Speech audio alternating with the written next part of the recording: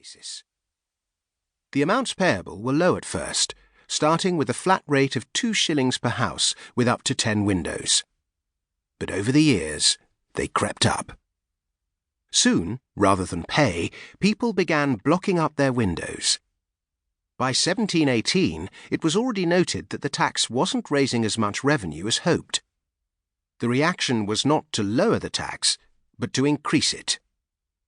The result was even more extreme avoidance tactics. Homes were built with fewer windows.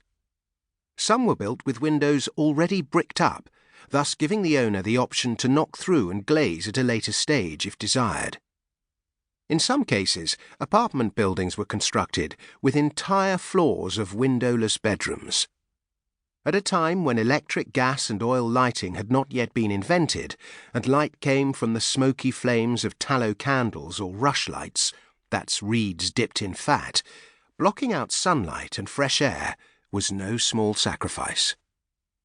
A further absurd impost on light, as the medical journal The Lancet later called it, came in 1746, when the government of King George II introduced a tax on glass.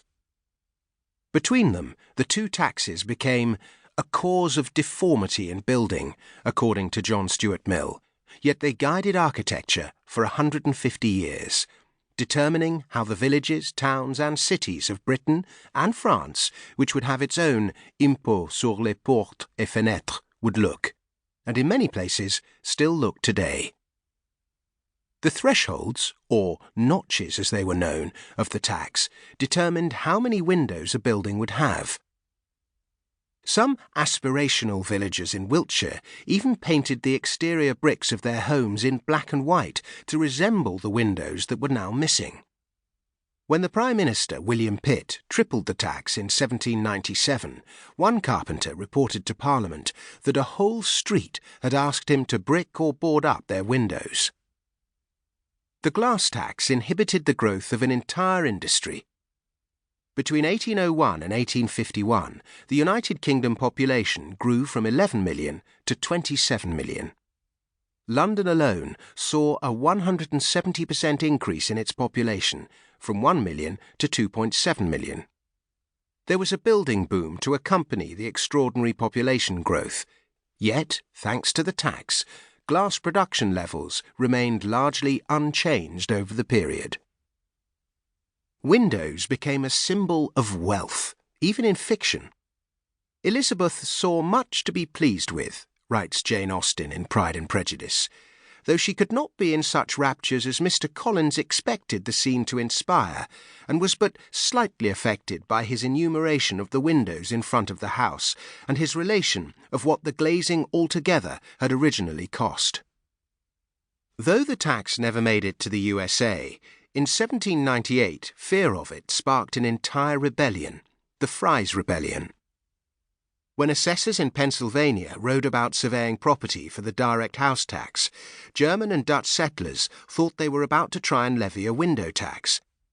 They rose up in an armed revolt that spread across the state and took the federal troops of President John Adams the best part of 2 years to quash. Nor did the window tax prove progressive. A house of £10 rent in the country, wrote Adam Smith, may have more windows than a house of £500 rent in London. Yet the poorer country house owed more tax. Rural dwellers were hit hard, but it was the urban poor who suffered most. They lived in large tenement buildings, which, having many windows, proved heavily susceptible to the tax. Landlords, on whom the tax fell, simply boarded up the tenement windows to reduce costs. This led to the tax's most pernicious unintended consequence. It made people sick. The numerous epidemics of disease in cities during the Industrial Revolution, typhus, smallpox, and cholera in particular, were made worse by the cramped, damp, windowless dwellings. The Lancet called the tax a direct encouragement to disease. An official scientific inquiry concluded that the blocking up of the numerous windows caused by the anxiety of their owners to escape the payment of the tax has, in very many instances, greatly aggravated and has even been the primary cause of much sickness and